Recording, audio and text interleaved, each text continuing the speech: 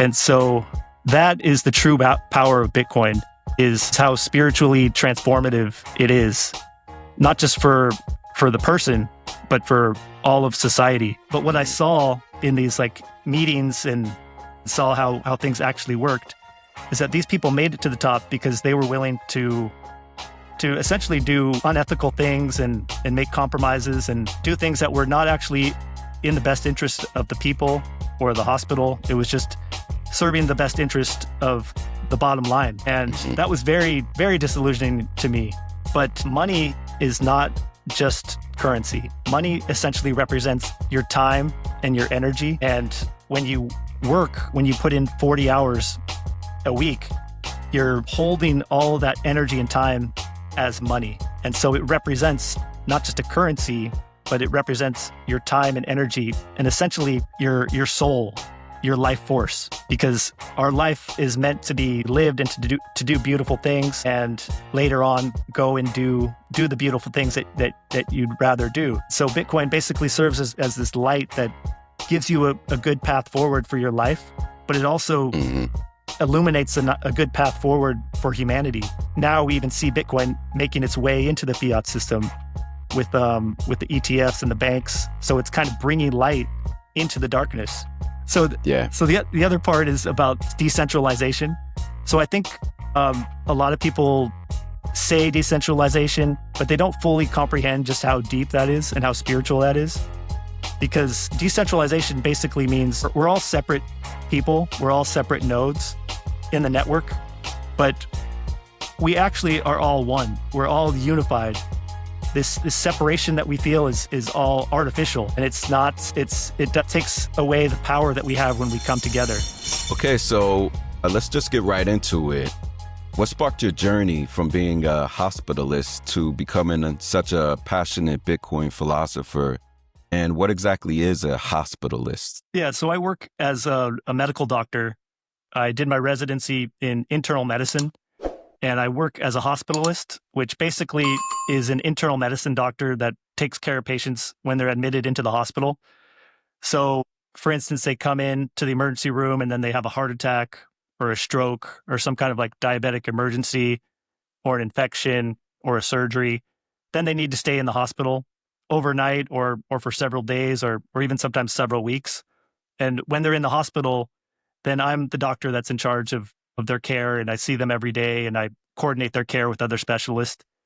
So I've been doing that for about 15 years, and all the way up until I basically got into Bitcoin, I never really questioned the job.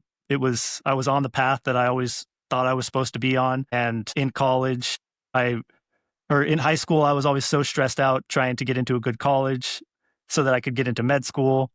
And so it's always been this grind that I've been on, which I think is indicative of the grind that everyone's on in their life.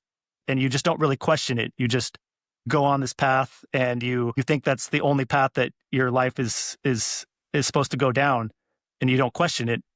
And so as a doctor, I was enjoying the job. I was taking care of patients, and I was so entrenched in the fiat system that I didn't even really know what the fiat system was. So I just thought that everything was normal. But once I got into Bitcoin, it really just gave me a new lens on how to see everything in the world, including my job in the healthcare system. And I saw how, in the same way that Bitcoiners can see the problems with money, I saw how all of those same problems just spilled over into the healthcare system and into the hospital. So I'm really grateful for discovering Bitcoin, because before I found Bitcoin, I look back and I can't imagine ever going back. I feel like I was just trapped in this matrix and didn't even know it. Being controlled by the media, being controlled by healthcare, and nothing was really in my own control, or nothing was of my own design. Once I discovered Bitcoin, I figured I feel like I'm finally living a life of my own design, and it feels so much better. It feels like I'm free from this invisible prison that I was in before.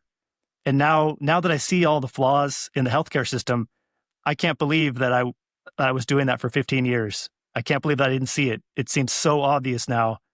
But when you're so deep in it, you're so entrenched, you have no idea that there's this whole other way of doing things. And so now I'm on this journey of peeling back the layers in all areas of my life. and it's exciting. It's like a big adventure, but it's also a bit disillusioning too when you see that what you thought was real is not real, and you see all the manipulation, and you see all the people pulling the strings from the top, playing 3D chess with your life. It can be very disillusioning, and so it's been a journey the last few years for sure. For sure, for sure. I mean, it is really like waking up out of the matrix, right? It's Yeah, jarring. And I always say, come on this side, it's hope over here. It's yeah, abundance over here, you know? Oh, on that other side, it's a little dystopian, you know? A lot yeah, dystopian, honestly. yeah, But you said you were in the medical field for 15 years. yeah. Was there a certain point or, incident that just jarred you out and you just said, that's enough. I gotta change gears. Well, it was kind of a bunch of different things that kind of added up together. The main thing was Bitcoin, just changing my Mm-hmm. lens and Mm-hmm. having me see things differently. And then Mm-hmm. also, as part of my journey, I took on an administrative role with my hospital group. So I was the Mm-hmm. leader of my hospital group, and as the leader of my group, I had to deal with administration, like the CEO and the CMO. Previous to these experiences, or prior to these experiences, I thought that people that were high up like that were there because they were good people and they worked hard and it was all about merit. But what I Mm-hmm. saw in these like meetings and saw how things actually worked is that these people made it to the top because they were willing to essentially do unethical things and make compromises and do things that were not actually in the best interest of the people or the hospital. It was just serving the best interest of the bottom line. And Mm-hmm. that was very, very disillusioning to me. And it really opened my eyes and made me realize that why am I still going down this path? Because that was a path that I had previously thought was admirable, to be the leader of my group and then potentially be a CEO of a hospital. Because that's the fiat mindset, is you always have to be grinding, and whenever you get a promotion, that means you're doing good and that means you're a good person. But I realize I'm on this path, and at the top of the path is not where I want to be. I would not want to sell my soul to get there. I would not want to associate with these people. I would not want to be them and have to sleep at night. I don't know how they sleep at night. Yeah. It made me realize that basically the healthcare industry is an industry just like any other business. It's not about the health of the patient. It's not about the well-being or doing what's right for the patient. It's all about bottom line, and it's all about profit and dollars. And the people that are running these healthcare organizations are cutthroat, and they will sacrifice your health for a few dollars and not lose any sleep over it. And it's not necessarily that they're bad people. It's just kind of the system that we're in. The fiat system just Mm-hmm. breeds that mentality where you have to have profits. And especially when you're beholden to shareholders, they're legally obligated to do what's going to make them more money. And so they don't factor in the well-being of the patient when that should be the most important thing. The vitality of the individual should be the most important thing, but that's not factored into the equation at all. It's only bottom line. And having the Bitcoin lens made me see that. Having my experiences in the hospital and seeing how things work at the top made me see that. And I feel like a lot of people need to know how things work behind the scenes. And it seems like a lot of people are starting to wake up, because my experience is just my experience in the healthcare industry. But I've talked to people in other industries, and they say very similar stories in terms of how things work when you get to the top. So this is not just a problem with healthcare. This is a problem that's going on in our society right now. Things are just reaching this point where the wheels are about to fall off, and things are going to just keep getting worse. Luckily, we have Bitcoin, and we can hopefully pivot and get onto this new system, and hopefully society can make that transition before there's too much chaos and too much destruction. But yeah, that's partly why I wanted to start Dr. Satoshi and start making content, because we're part of this movement right now. There's a lot of things that are changing, and what a point that really hit home for me was realizing that we as individuals, we actually make a difference in how the world unfolds. We don't just we're not just victims, and the world's not just going to unfold however it's going to unfold.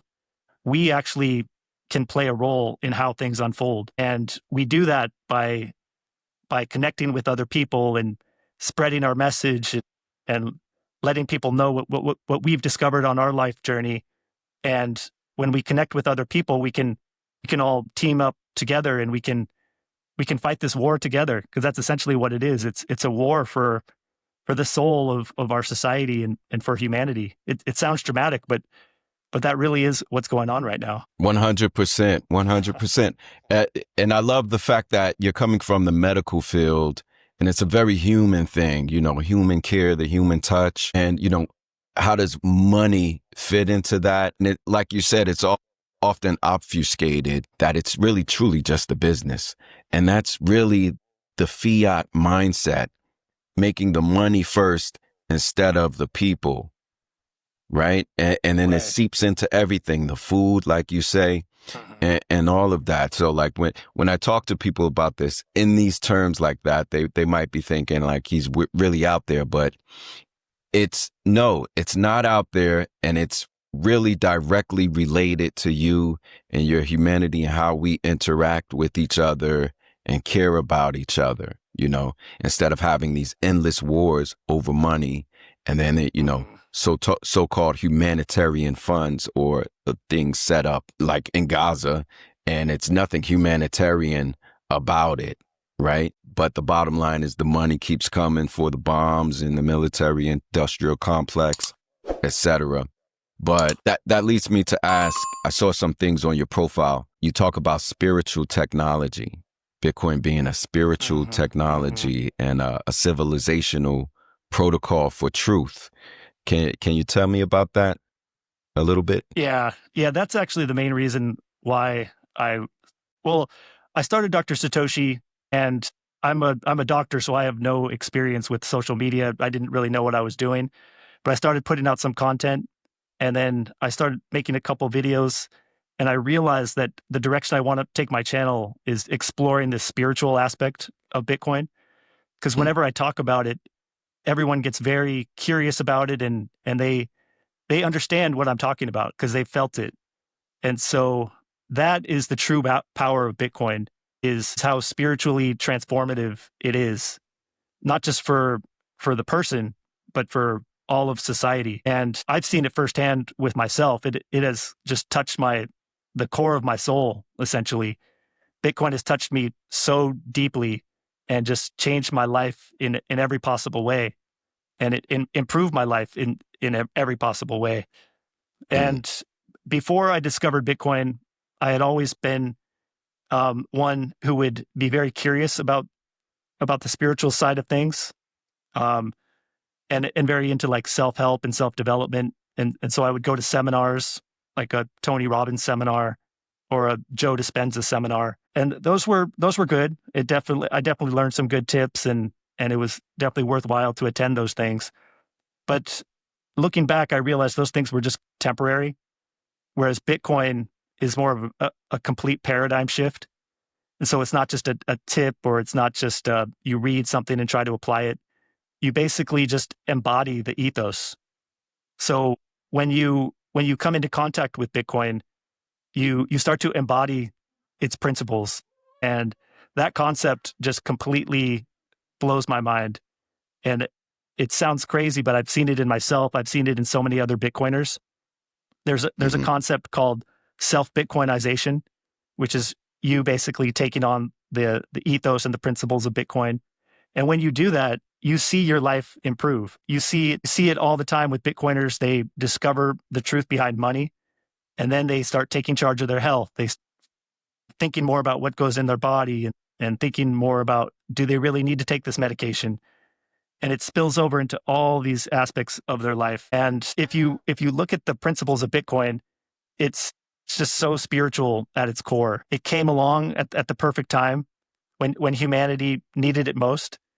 Because without Bitcoin, things would be looking very bleak right now. It's hard to imagine having much hope, seeing how things are devolving, and it doesn't seem to be a good path forward. But with Bitcoin, there is. One of the main reasons why it's very spiritual is because it represents truth. So our world essentially is not what it seems. We think we live in the physical world, the things that you can see and touch, but quantum physics is basically showing that our world is only 0.001% physical. The rest, the other 99.999% is these frequencies, energies, and vibrations. There's a quote from Nikola Tesla that says, if you want to understand the secrets of the universe, learn to think in terms of frequency, energy, and vibration. And that's essentially the world that we live in. We live in a world of energies and frequencies. And the physical world is just a manifestation of these underlying frequencies and energies that we don't really know much about. But Bitcoin essentially, it comes from those other realms. It doesn't come from the physical realm. You can't touch it. It doesn't have a location. It comes from these non-physical realms, and it represents truth at its core. And when you understand it, and when you first buy Bitcoin, you start to resonate with that same frequency of truth, and you feel how powerful that is to live a life surrounded by truth, as opposed to all this distortion and lies. Because fiat is essentially the opposite. Fiat is built on basically people not knowing the truth. And when you align with truth, it touches something deep in your soul, and then you realize that you need to clean up your own life, and you need to live a life more aligned with truth. And that's a very beautiful thing. So getting back to the frequencies and the energies, Bitcoin represents the frequencies and the energies of truth and other things like sovereignty and freedom. And those are the energies that underlie what the physical world becomes. So if we can align with the frequency and the energy of truth, freedom, and sovereignty, that energy will expand, and then the physical realm will manifest from those energies. That's kind of the very intro version to why Bitcoin's spiritual. I could go so much deeper if you want. Please, let's. You often talk about it being a mirror, right? Or a tuning fork metaphor with the frequencies you were just saying. Let's dig into that. Yeah. So another reason why it's very spiritual is the sovereignty. So it inspires you to basically take control of your life. And for me, it actually just introduced me to that concept. I had no idea that I was so not in control of my life. I just assumed things were the way they were. And you outsource your money to the bank. You outsource your health to the pharmaceutical industry or the medical industry. You outsource your thoughts to the media. I didn't realize that there's another way to do things. You can actually not outsource all of those things and take charge yourself. So Bitcoin, you learn that with your money, because you initially think, oh, you just have to outsource your money to the bank or to the stock market. But with Bitcoin, you realize you can take control of your money. And that was a powerful realization for me, to know that I could take control of my money. And then you realize that you can have sovereignty over your health, you can have sovereignty over your mind, and you can have sovereignty over the spiritual side of your life as well. And that really just at its core is super spiritual, because it gets you thinking, what is the purpose of my life? Not what's the purpose of me living this fiat life and having this job as a doctor, but what is actually the purpose of my soul? What do I want to align with? And so learning that concept of sovereignty has been so powerful. Because we forgot how powerful we are as individuals, because fiat kind of strips us of our power. It makes us think that we need these systems, but we don't really need these systems. We are so powerful as humans. We're so beautifully designed, and we can do so many great things when we just tap into the power that we have. Yeah. So the other part is about decentralization. So I think A lot of people say decentralization, but they don't fully comprehend just how deep that is and how spiritual that is. Because decentralization basically means we're all separate people, we're all separate nodes in the network, but we actually are all one. We're all unified. This separation that we feel is all artificial, and it's not. It takes away the power that we have when we come together. So that's what decentralization means, and that's why it's so powerful. And that's a spiritual concept as well. This idea that we are all one. We come from the same place. We have the same energy, and that's what leads to a lot of problems in our world. Is that right now we don't feel like we're one. We feel like we need to fight each other, and that's how the 1% on the top stays in power, by keeping the 99% fighting each other.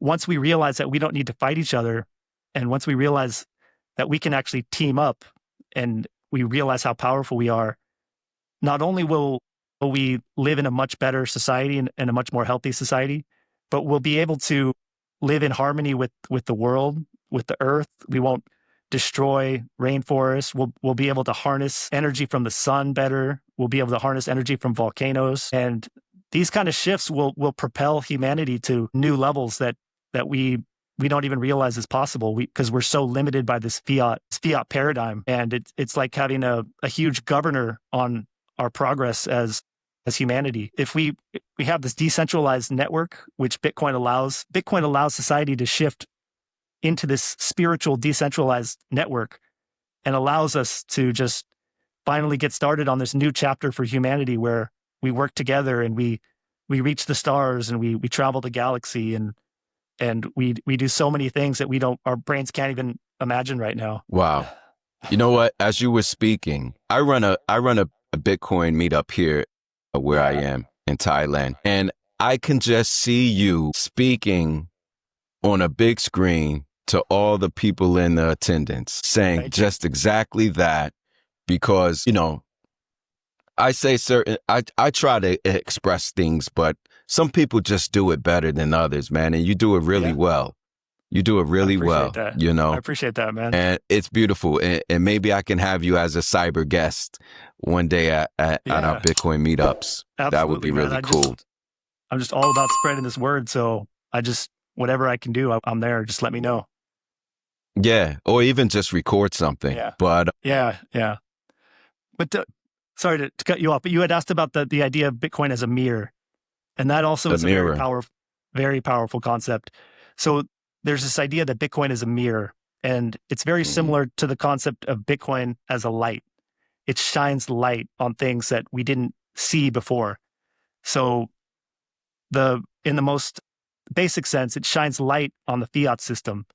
So most people like myself, I didn't really realize how broken the fiat system was. Bitcoin shines a light on it and allows you to see it. And it's basically the same concept as a mirror. It holds a light to it so you can see it. And there's this quote that whatever the light touches turns to light. So the fiat system essentially represents darkness. It represents evil, because it's stealing our time, which is essentially the most evil thing that you can do. And so it represents darkness. Bitcoin shines light onto it. And by shining light onto it, it turns the darkness into light, because you see all these people moving away from the darkness, away from the fiat system, into the Bitcoin system. And now we even see Bitcoin making its way into the fiat system with the ETFs and the banks. So it's kind of bringing light into the darkness. And so it exposes things that you never would have seen before. And that same mirror also applies to your own life and your own habits. So it applies to what I said before about how people start to reevaluate their diet and their health choices. It's because of that mirror. It's because of that light that got shown onto it by Bitcoin. So Bitcoin basically serves as this light that gives you a good path forward for your life, but it also illuminates a good path forward for humanity. Because without Bitcoin as this light guiding us to this alternative system and this alternative way to organize our civilization, we'd be stuck. We'd have no out, basically. it'd be just a matter of time before we blew ourselves up and had to start all over again. Yeah. And when you speak like that about Bitcoin, I'm I'm playing devil's advocate right now. I'm brand new to Bitcoin, only heard about it on the news or something like that. Probably think it's a scam still. And you're talking about something that I barely know is even credible, but let's just say it's currency, it's a money. How could money do this to my spirit? How could money be so spiritual? It's not even physical. It's digital. You're talking about some Facebook, Apple, Google stuff. What are you talking about? So break that down to us. How, Doc? How is this possible? Yeah, I love that question, because when you start talking the way I'm talking, it sounds, people aren't going to get it. If you don't see it, it's going to be very hard to see it. But your question essentially is the greatest question of the century or of all time. Your question is essentially, what is money? And there's a podcast called What is Money, which is essentially what orange pilled me, where he's got 500 episodes now where he explores this concept of what is money. And before I started listening to that podcast, I thought in the way that you described, like money is just money. If you talk about money, then that's bad, because money is the root of all evil. But money is not just currency. Money essentially represents your time and your energy. And when you put in 40 hours a week, you're holding all that energy and time as money. And so it represents not just a currency, but it represents your time and energy, and essentially your soul, your life force, because our lives are spent by us putting in energy and putting in time, and that represents our life force. Our life is meant to be lived and to do beautiful things. And when you put in work at your job, you want to be able to store that energy so that you can later on go and do the beautiful things that you'd rather do. But the problem is that our money is broken. And if you haven't looked into it and you're just trusting the system and thinking that it can't be that broken, these people that are saying these things, they're probably just exaggerating, or they've got some ulterior motives. That's not the case at all. People that have discovered Bitcoin have seen that the money is broken, and it's a huge problem, and it's not going to get any better. You cannot rely on any politician to fix things. You can't rely on things just getting better over time. Things are going to get worse. So this is something that everyone needs to take extremely seriously, because your life force is the most important thing in this world. And so if you don't care about your life force, then I guess then that's the only reason why you shouldn't care about what we're talking about. But if you care about your life force, then you need to learn about Bitcoin, because it is the only way to really save yourself. It's the only lifeboat, and things are potentially going to get pretty bad. We don't know exactly how soon things are going to get bad, but it's only a matter of if, not when. And so, yeah, it's if you put in all this time at work, 40 hours a week, thousands of hours throughout the course of your life, you care about earning money. So you need to also care about protecting that money. And learning about Bitcoin is the ultimate way to protect your money. And your time, right? The ultimate resource. You can't get it back. You work all your life, 40 years. They print the money. They make it worth a quarter of what it should be. They don't give you your 30 years back that they took away, right? They take it away. You can't pass it on to your children, your loved ones. It's gone. They robbed that from us, you know, and somehow Satoshi mathematically connected the laws of physics and time and energy to the financial system, which is indistinguishable from magic in my opinion. And it's evolutionary, in my opinion. And that's how I explain it. When someone asked me the other night, so what is Bitcoin? She was very inquisitive and curious, like, what is it? And I said, well, it's evolutionary. And she said, I said, yeah, it's like that. I think it's an evolutionary step for mankind. Yeah, I agree 100%. Yeah. It's evolutionary. It's revolutionary. It's akin to the discovery of fire or electricity. It's what's going to take humanity to the next level. Without it, we would be stuck at our current level. But with Bitcoin, we can actually reach new heights. So let me ask you, how does fiat money, food, and medical systems trap people in your view? So basically, fiat money will mess up everything that it touches. And I just happen to work in healthcare, and so I see how fiat money messes up the fiat healthcare. But essentially, the reason fiat has such a deleterious effect on everything it touches is because it's all about misaligned incentives. So it basically makes it so everyone's doing everything they can just to make money. That's the only thing that matters. And when that's all that matters, then quality gets compromised, and people are willing to sacrifice their ethics because the ends justify the means.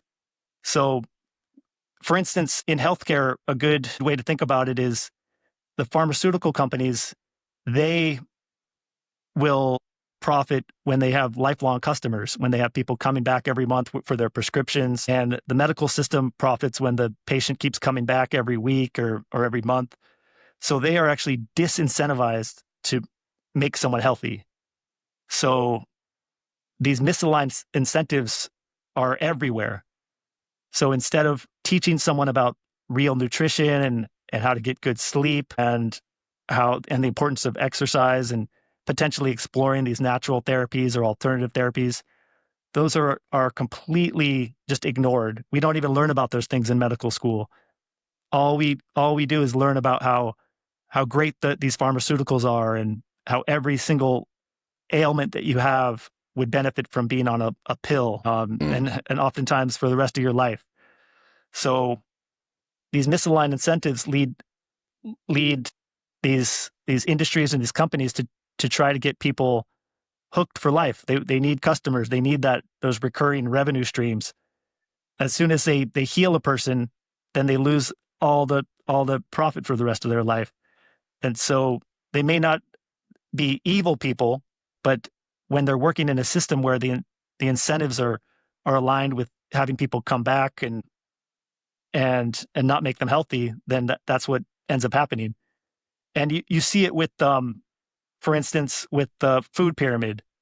So the food pyramid, you think that that's going to be good advice. You trust that the government hired these experts and scientists, and they have your best interest in mind. And if you follow their recommendations and their guidelines, then that'll be an optimal diet for you and that'll nourish you. But if you peel back the curtain a little bit, just like we peel back the curtain with fiat money, you see that the only reason why they put out these recommendations. So at the base of the pyramid, they recommend 6 to 11 servings of grains every day. And you realize that the only reason they did that is because there's subsidies in place for soy and grains. And so these food industries just benefit tremendously when people consume the products with those things in them. And so it's this whole scam essentially where the government's in on it and they tell people this is what's healthy to eat, and the companies benefit by producing these products that are low quality and they can mass produce them. That's why they put things like seed oils in, because they have long shelf life, even though they know that that's not good for you. So it's all about misaligned incentives. If you just look in every corner, you see misaligned incentives and you see downstream effects from that. And it's similar like with the insurance companies. They will basically benefit from you not being healthy as well. It's just it's this whole cycle. And when I look back, I can't believe that I didn't see this before. That's how this system keeps going, is that people don't question it. Even people that are inside of it. Even people that want to do good, like myself, we're trapped in it and we don't even realize that we're contributing to this system that is not in the best interest of the people. And that's why I made the shift to Dr. Satoshi, so that I could take some of my energy out of that fiat system, put it into the Bitcoin system, because we need to build parallel systems that are antithetical to this fiat system, where it's all about misaligned incentives and money over the human. Bitcoin is human over money. It's the opposite. Yeah, for sure. For sure. Tell me, Doc, who is Nurse Hodel? Oh, so Nurse Hodel is a guy that I connected with. He works as a nurse, and he saw that I was making videos, and he reached out, and I had him he had me on his podcast. He's going to be coming on my podcast. And yeah, he and I are just regular guys that work in healthcare, and we just somehow were fortunate enough to discover Bitcoin and realize what's been going on, and this whole scam that we've been essentially we've been played our whole lives. And we were fortunate enough to have Bitcoin wake us up and start questioning things. And that's the beauty of this Bitcoin community, is that it inspires people to do things that they never thought they would do. Like Nurse Hodel, he probably just envisioned him being a nurse and working that job for the rest of his career, in the same way that I just envisioned being a doctor the rest of my career. But Bitcoin woke us both up, and it just like it's waking up millions of people all over the world and showing us that there's another way. And that, I think, I was thinking about this, about how important it is for Bitcoiners to connect. It's not good enough to just consume content, because that's what I was doing for years. I was just consuming and consuming. But Bitcoin flips the switch in your brain that makes you realize that you can't just consume your whole life. You have to create. And that's a beautiful thing. You see all these Bitcoiners start creating, and they never thought they would be creators. I never thought I would have a YouTube channel. And it's leading to these connections, like Nurse Hodel and I connecting, like you and I connecting. Then that's kind of getting back to what I was talking about before, about the importance of these nodes in the network. So it's not just about the actual computer nodes that you run on the Bitcoin network. You and I are nodes in this network that are connecting. You're halfway across the world, and yet we're connecting right now, and we're growing this decentralized network. So it's important for Bitcoiners to realize that any little thing that you can do is more important than you realize, because we're really in the most important war of humanity right now. And if you want to do your share, then you need to get involved, and it's so important to just do whatever. If you're an artist, make Bitcoin art. If you're a doctor and you feel like you have something to say, or a nurse, just put it out there. I think that's the most valuable thing that someone like Nurse Hodel or I can offer, is that we're not finance people. We're not typical crypto bros at all. We're just regular people who were fortunate enough to realize how rigged the fiat system is. And we're just trying to spread the good news to other people that, hey, there's this other system and you're struggling. I see you struggling in this system, but there's this other way.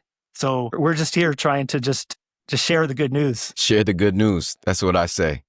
Share the good news. Yeah, I think I stole that from you. I saw it on your podcast. Okay. I like that.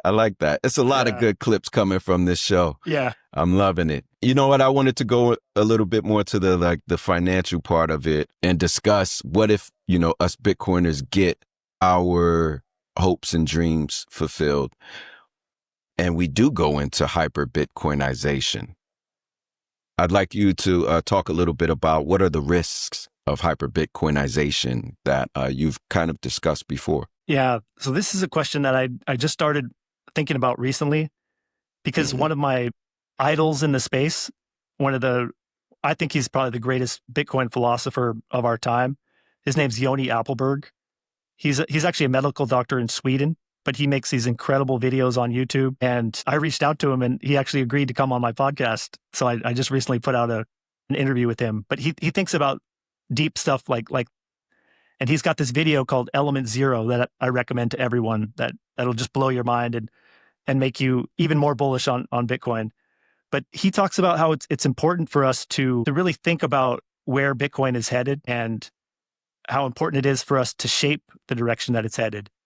Because we, as Bitcoiners, we see how incredible it is, and we see how it can fix everything. But it's not just going to automatically fix everything.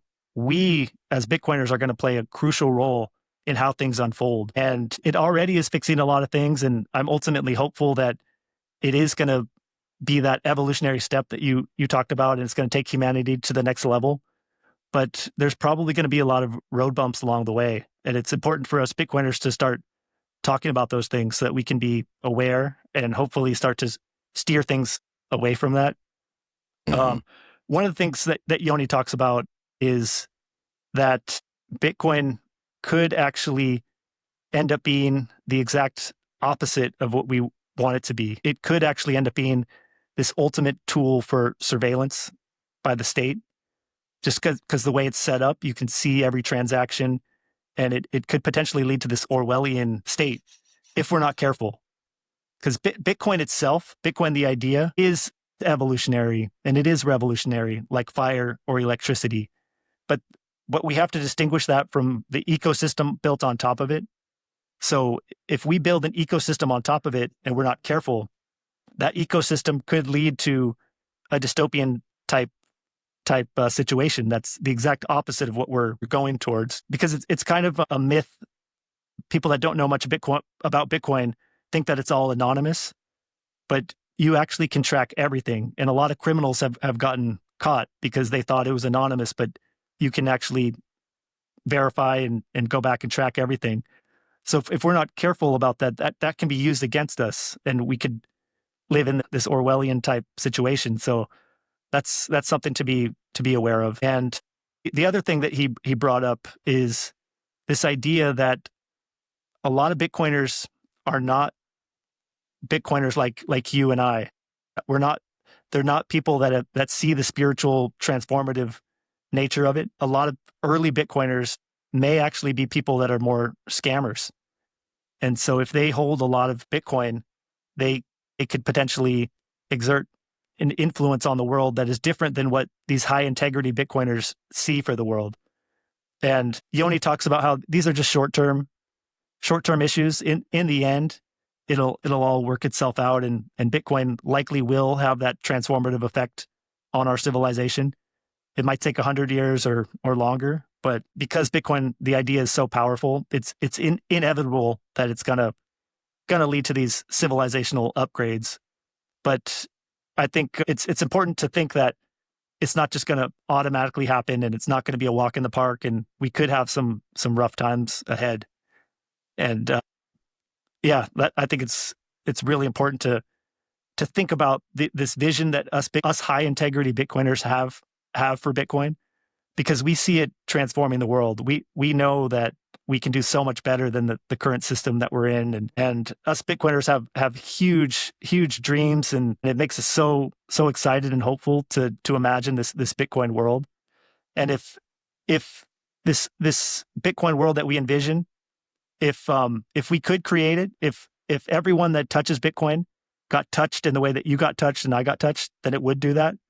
But one of the things I worry about is that it could get watered down, so people might end up using Bitcoin and not get touched by it in the way that you or I have. So that's something that I worry about a little bit, but I think that's more of a short-term issue, because ultimately Bitcoin is just so powerful. It's gonna change the world. For sure. We may not be alive to see it, but it's inevitable. The cat's out the bag, and it's going to lead to so many incredible things for humanity. For sure. I tend to be in the camp that says Bitcoin is inevitable, but to your point, it's inevitable, but in what form will it arrive? Right. And that's important. We don't want it to be 1984 dystopian Big Brother, because it could mutate, right? Yeah. To me, the best villains in any movie are the ones that started off a hero in their own journey, and they're just broken heroes, and you can relate to them and how they started on the righteous path and then was broken somehow. They were hurt, honestly, and damaged and flawed. And then you get the Darth Vaders, and then you get the Jokers, and then you get the, you know what I mean? And those, you know, we don't want that. We want Anakin to come out and really be who he was supposed to be. Yeah. You know, man, this has been great. This has been great. We're going to wrap it up with something I like to do. It's called the lightning round, paying homage to the Lightning Network. We're going to give you some really fast-paced questions. The purpose of it is to answer fast. All transactions are final and settled, just like the Lightning Network, really quick, right? So, Dr. Satoshi, if you are ready, we will now begin the lightning round. Let's do it. All right. So, first question. Is self-sovereignty impossible without owning Bitcoin? I don't think it's impossible. I think Bitcoin is an important step, and it's a catalyst. But someone could potentially do it without owning Bitcoin. But they may not ever get exposed to the idea, though. When you touch Bitcoin, you feel it. And so I'm not sure how they would do it. I'm sure there's other ways that I just haven't thought about, but I think Bitcoin's the best way to experience that feeling. Mm-hmm. Agreed. Question number 2. Does traditional medical system harm more than it heals? I would say yes. There actually is a statistics that the third leading cause of death is iatrogenic, which essentially means medical error. So this is not even my opinion. This has been verified that medical error is one of the leading causes of death. Wow. Yeah. Ooh, that was Crazy, a doozy, right? For a lightning round question. That was a doozy. Question number 3 in the lightning round. Is Trump's strategic Bitcoin reserve a masterstroke for sovereignty or a government trap to control Bitcoin? This is a question that keeps me up at night, to be honest. I think it was inevitable that Bitcoin was going to need to get into the traditional financial system. There was no way that it was going to be able to succeed without getting incorporated into it. The question is it the Trojan horse? Is Bitcoin the Trojan horse going in to the traditional financial system? And once it gets in, it's going to tear down the traditional financial system the way we want it to? Or is the traditional financial system the Trojan horse that came in and tricked us into thinking that it's going to be good for Bitcoin, when now they're going to be able to subsume it and basically subdue it? So I am always an optimist, and I believe in the power of Bitcoin, and I believe in the power of good over evil. And so I think that Bitcoin is going to overpower the traditional financial system. And when you talk about the strategic Bitcoin reserve, I think Bitcoin is the Trojan horse that got in there. They don't know what they're dealing with. They think they're going to be able to play fiat games and control it, but I don't think they realize what they got themselves into. And now that it's in there, it's the Trojan horse, and it's going to do its thing just like it's always done, and it's going to just grow stronger. Got them. They're healed. They're blessed, and they don't even know it. Yeah. Right? That leads into that's a good way to put it. Yeah, they're blessed and don't even know it. I love that, because it doesn't have to be this war. People can just join Bitcoin, and their life will be better too. If they just realize and that's what happens when people come into contact with Bitcoin. They realize it makes more sense to join it than it does to fight it. So yeah, they are blessed and they don't even know it. Because everyone wins. Everyone wins.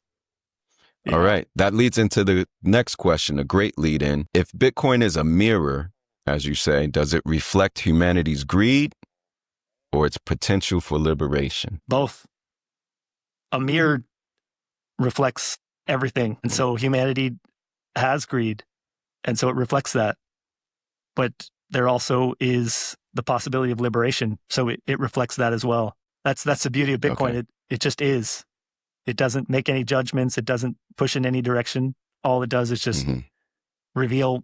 Okay, I agree with that. Keeping in line with that question, will Bitcoin's 2025 surge to 200,000+ be driven by truth seekers or greedy institutions? Well, I I definitely think it's going to go over 200. And people think that I'm too bullish, but I think it could potentially go way higher. Hmm. People underestimate what happens when FOMO kicks in. We haven't even seen retail FOMO. Hmm. So the question was truth seekers. It's not Hmm. going to be truth seekers because the truth seekers are already fully allocated into Bitcoin. So the truth seekers already have their position. It's going to be just other people waking up.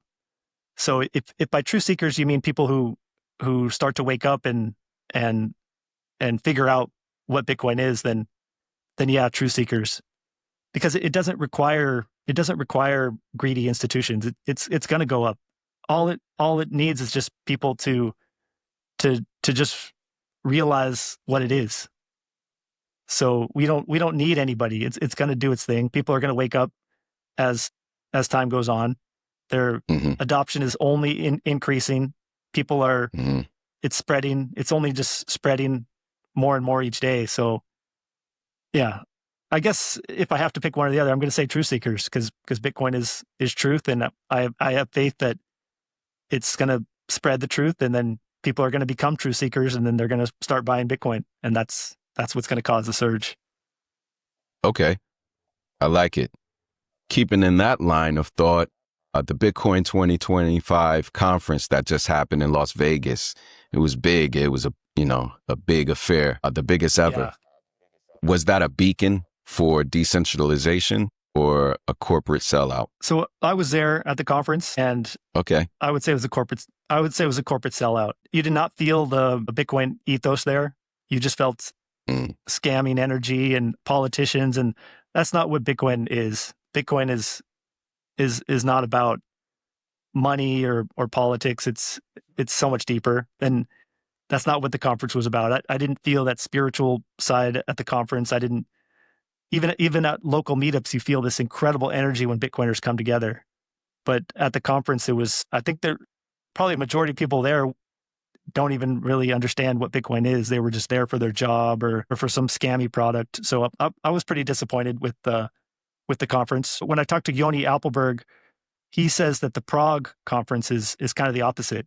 He says Bitcoin Prague was actually exactly what I had hoped for in terms of people connecting, and you feel that energy and the synergy. And so I think next year I'm going to try to go to Bitcoin Prague and probably skip out on the Vegas one. Yeah, I heard the same. I heard the same. I heard Prague was really in Satoshi's spirit. It wasn't Yeah. all marketing and corporations and greed. Yeah. Next question. Would you rather live in a world with only Bitcoin or no currency at all? So the world with no currency at all is essentially an ideal world. And I do think that's possible, but Bitcoin is basically a stage before that. So currency is necessary just in order to exchange goods and services. So it'd be hard to not have some sort of currency unless everyone was evolved to a higher level of consciousness.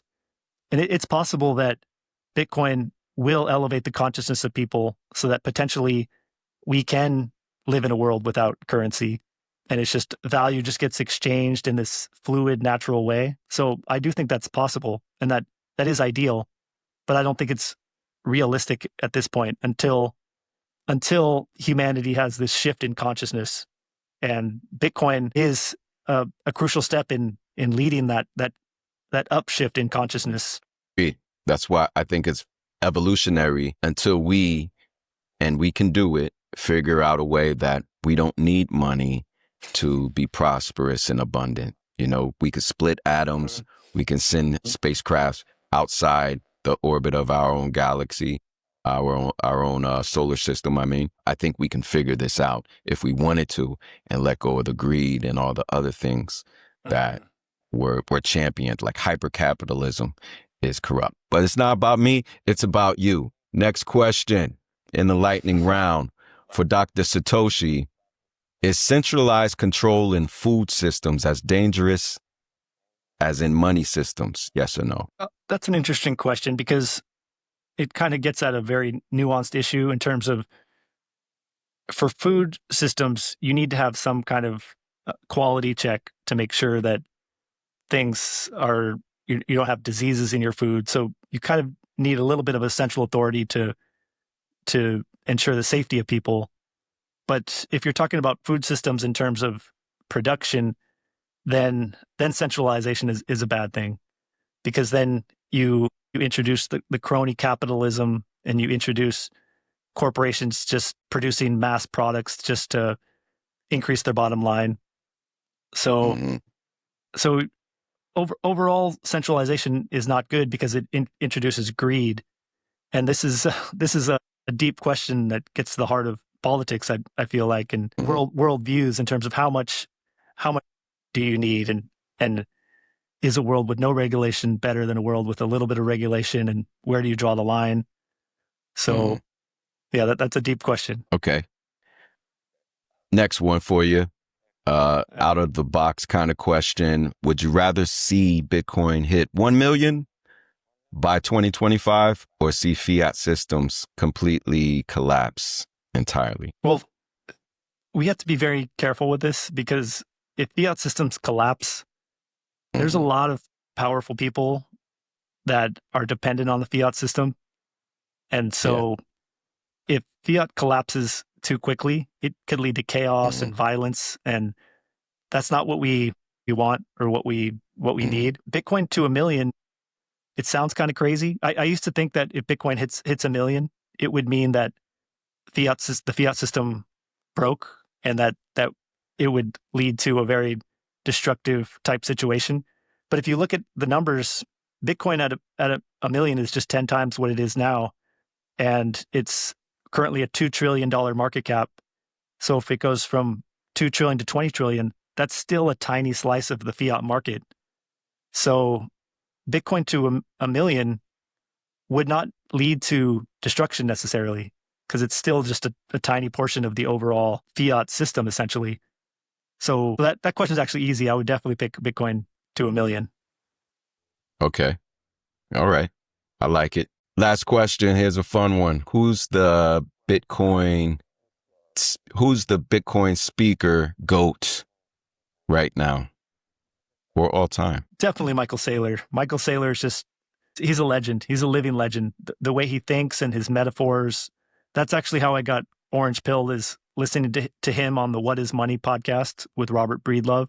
Just 10 episodes of just pure Michael Saylor genius, just connecting everything, connecting physics to economics, to history, to civilizational rises and falls.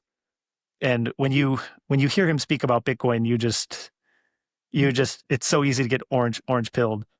So I owe a lot to Michael Saylor, and whenever he puts out anything, I immediately make sure to watch it. He's got 2 incredible talks from these last 2 conferences at Vegas and Prague.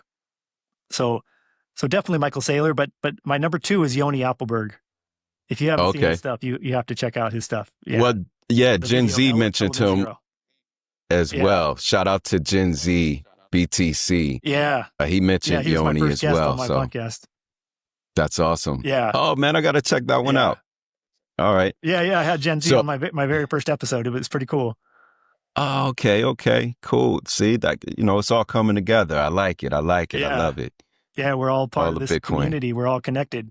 Yeah. The orange wave for sure. So the last question, and it's the most important question, Dr. Satoshi, who's your tailor and can I get the number? Because I mean, you're looking so dapper in here, man. You're like dashing. Oh, debonair. Thank you, man. I appreciate it. You don't have to reveal your sources, but we'll talk offline. All right. Yeah, no, I figured if I'm going to be putting this message out there, might as well look fresh, For sure, man. You're doing it. Yeah. You're doing it. You got it on for real. I appreciate that. That'll do it. That'll do it for our podcast. I want to thank you for coming on, Dr. Satoshi. I mean, this was really eye-opening, a deep dive into the spiritual context of like what Bitcoin is and how it can change our lives. Let the people out there know where they can reach you on X and anywhere else that you have anything going on or any events you have going on. Yeah, so the best way is my YouTube channel. It's Dr. Satoshi, and I just hit 100 subscribers, so I'm pretty excited about that. And I also have an Instagram. It's at Dr. Satoshi Wellness, and an X account, which is Dr. Satoshi with the number 00 after it. So yeah, I can't wait to keep sharing this message, and yeah, definitely come find me on YouTube, because I've got some good interviews coming out. For sure. I'm already following you. I'll stay locked in. And make sure you guys, everybody, check them out. The Real Hard Money fam, check them out. Don't forget to like and subscribe.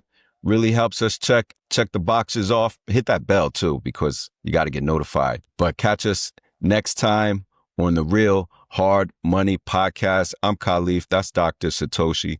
We'll catch you on the next one. Take care.